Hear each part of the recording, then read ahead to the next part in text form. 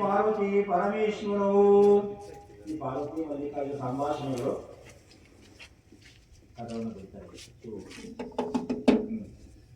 ಪಾರ್ವತಿ ತಾನುವಾದರೆ ಮಾತನಾಡುವುದಿಲ್ಲ. ಮಲ್ಲಿಕಾರ್ಜುನ ಅಯ್ಯೇ ಮುದ್ದಳೆ, ನಾನು ನೀಲಕಂಠ ನವಿಲು, ನೀನು ನೀಲಕಂಠನಾದಲ್ಲಿ ಒಂದು ಕೇಟಿ ಹಾಕಿಕೊಳ್ಳೋಣ. ಮಲ್ಲಿಕಾರ್ಜುನ ಪಾರ್ವತಿ ಅವಳೆ ಎಲೆಯಿಂದಲೇ ನಾನು ಪಶುಪತಿ, ಎತ್ತು ಶಿವ. ಪಾರ್ವತಿ ಪಶುಪತಿ ಆದಲ್ಲಿ ಎರಡು ಕೊಂಬುಗಳೇ ಕಾಣಿಸಬೇಕಲ್ಲ, ಕೊಂಬುಗಳೇ ಕಾಣಿಸುತ್ತಿರುವಲ್ಲ. ಗಿರಿಜಾ ಪಾರ್ವತಿ ಎಲೆ ಮಹೇಶ, ನಿನ್ನ ಶಿರಸ್ನ ಇರುವುದೇನು, ತಲೆಗಳಿರುವುದೇನು. ಮಲ್ಲಿಕಾರ್ಜುನ ಮಾನವೀಯತೆಯೇ ನೀರಷ್ಟೇ. ಪಾರ್ವತಿ ಆ ಮುಖ ಯಾವುದು. ಮಲ್ಲಿಕಾರ್ಜುನ ಆ ಮುಖದಲ್ಲಿ ಕಮಲೆಯತ್ತೆ. ಪಾರ್ವತಿ ಕರಿಯ ಮುಂಗಲದ ಕಿರುಗಿ ಜಡೆಯೇನು. ಶಿವ ಕರಿಯ ಮುಂಗಲದ ಕಿರುಜಡೆಯಲ್ಲ, ಅದು ಜೇನುಗಳನ್ನ ಹಾಲು. ಪಾರ್ವತಿ ಅಥವಾ ಸಮನಾಗಿರುವ ಆ ಉಬ್ಬು ಕಣ್ಣುಗಳೆಲ್ಲ ಜೋಡಿ ಸಮುದ್ರದ ಅಲೆಯ ಒಳಗೆ ಮೀನಿನಷ್ಟೇ, ಅವು ಕಚಗಳು. ಸಂದೇಹಗೊಂಡ ಗಿರಿರಾಜ ಪುತ್ರಿಯನ್ನ ಮೋಸಗೊಳಿಸಿದ ಗಂಗೆಯನ್ನ ಬೆಳೆಸಿದ ಶಿವನು. ಗಿರಿಜಾ ಪಾರ್ವತಿ ಕಣ್ಣುಗಳೇನು ಕೆಂಪಾಗಿವೆ, ಎಲೆಗಿರಿಯೇ ಕೇಳು. ಮೃಗಗಳನ್ನು ಕೊಲ್ಲುವಾಗ ಕೋಪಿಸಿದ್ದಕ್ಕಿದ್ದರಿಂದ ಕಣ್ಣುಗಳು ಕೆಂಪಾಗಿವೆ, ಮತ್ತೇನು ಬೇರೆ ಇಲ್ಲ, ಕಾರಣವಿಲ್ಲ. ಪಾರ್ವತಿ ಕಟ್ಟಿದ ಜಡೆಗೆ ಸಡಿಲವಾಗಿದೆ. ಉಮಾಯೇ ತುದಿಗಳ ಕೊಂಬೆಗಳು ತಾರಾಟದಿಂದ ನನ್ನ ಜಡೆಯು ಸಡಿಲವಾಗಿದೆ, ಅನ್ಯಥಾ ಅಲ್ಲ. ಪಾರ್ವತಿ ನನ್ನ ದೇಹವೇ ಕ್ಷೀಣಗೊಂಡಿದೆ. ಗಿರಿಜೆ ಕಾಡಿನಲ್ಲಿ ವೇಗವಾಗಿ ಓಡಿದ್ದರಿಂದ ನನ್ನ ದೇಹವು ಕ್ಷೀಣಗೊಂಡಿದೆ, ಮತ್ತೇನು ಅಲ್ಲ. ಪಾರ್ವತಿ ಇದೇಕೆ ನಿನ್ನ ಮನಸ್ಸು ಚಂಚಲವಾಗಿದೆಯಲ್ಲ. ಸುಮುಖಿಯೇ ನಿನ್ನ ಮುಖ ಕಮಲ ದರ್ಶನವಾದ್ದರಿಂದ ನನ್ನ ಮನಸ್ಸು ಚಂಚಲವಾಗಿದೆ, ಮತ್ತಾವ ಕಾರಣವಲ್ಲ. ಪಾರ್ವತಿ ತಾವೆಲ್ಲಿಗೆ ಹೋಗಿದ್ದು. ಅರುಣಾಕ್ಷಿಯನ್ನ ಭೇಟಿಯಾಡಲು ಹೋಗಿದ್ದೆನು, ಎಲ್ಲೂ ಹೋಗಿರುವುದಿಲ್ಲ. ಪಾರ್ವತಿ ಗಂಧವೇನಿದು. ಮಲ್ಲಿಕಾರ್ಜುನ ಕಾಡು ಹೂಗಳಿಂದ ಗಂಧವು. ಇದೇನು ಗಾಯ, ಉಗುರು ಗಾಯವಾಗಿದೆಯಲ್ಲ. ಶಿವ ಹೇಳ್ತಾನೆ ಕಾಡು ಮುಳ್ಳುಗಳಿಂದ ಆದ ಗಾಯ, ನೀವು ಬೆವರುತ್ತಿರುವುದೇಕೆ.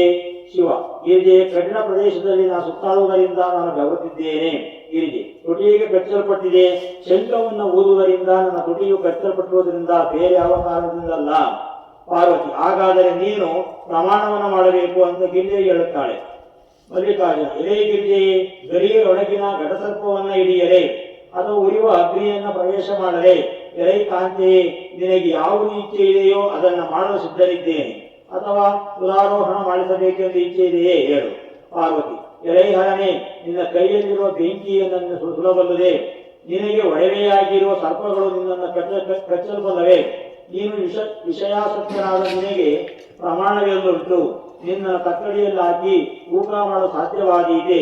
ಈ ಬ್ರಹ್ಮಾಂಡವೇ ನಿನ್ನ ಹೊಟ್ಟೆಯಲ್ಲಿ ಅಡಗಿರುಕೊಂಡಿರುವಾಗ ನಿನ್ನನ್ನು ತಕ್ಕಡಿಯಲ್ಲಿ ಹಾಕಿ ತೂಕ ಮಾಡಲು ಸಾಧ್ಯವೇ.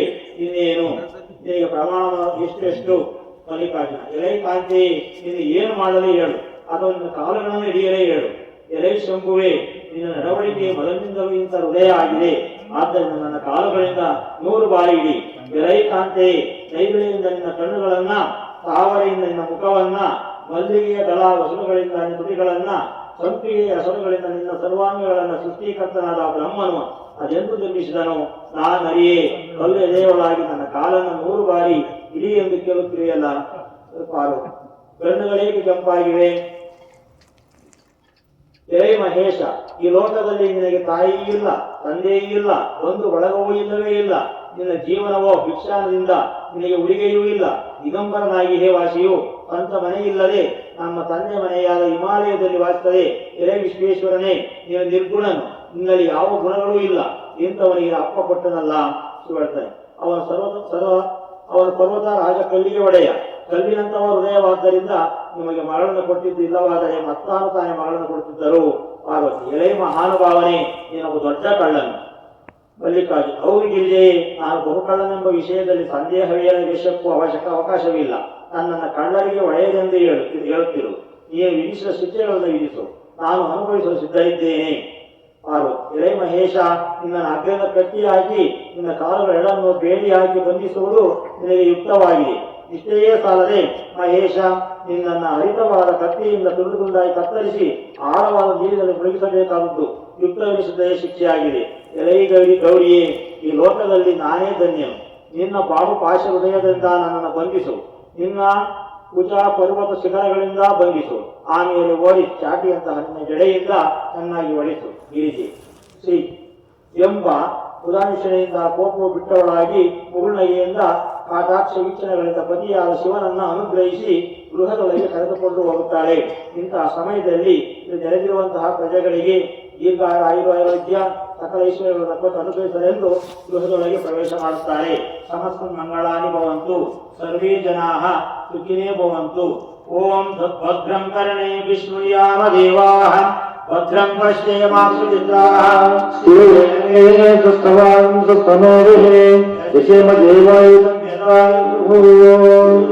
ಮಹಾದೇವೋ ಗುರುದೇವ ಸದಾಶಿವಃ, ಗುರು ಸಾಕ್ಷಾತ್ ಪರಬ್ರಹ್ಮ ತಸ್ಮೈ ಶ್ರೀ ಗುರವೇ ನಮಃ. ಬ್ರಹ್ಮ ಗುರು ವಿಷ್ಣು ಗುರುದೇವೋ ಮಹೇಶ್ವರಃ, ಗುರು ಸಾಕ್ಷಾತ್ ಪರಬ್ರಹ್ಮ ತಸ್ಮೈ ಶ್ರೀ ನಮಃ. ಜಯಾಗಿ ನಮಃ ಪಾರ್ವತಿ ನಮಃ ದೇವ ಭಗವಂತ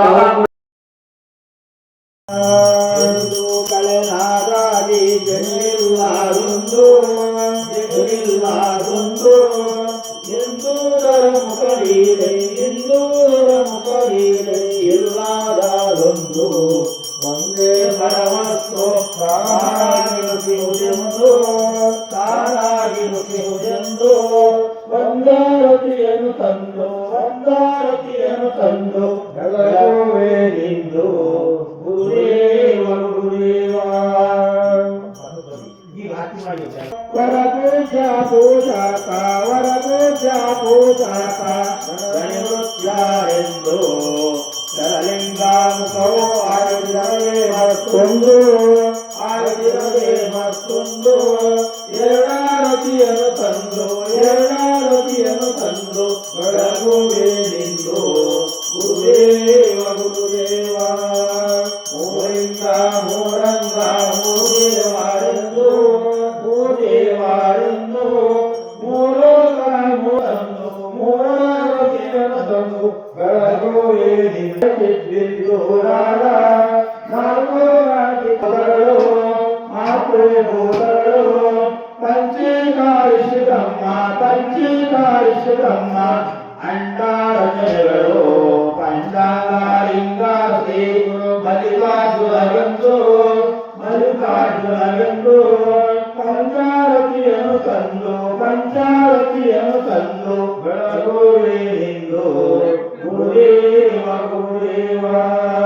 ಜಯ ಸಚ್ಚಿದಾನಂದ ನಿತ್ಯ ಪೂರ್ಣನಿಗೆ ನಿತ್ಯ ಪೂರ್ಣನಿಗೆ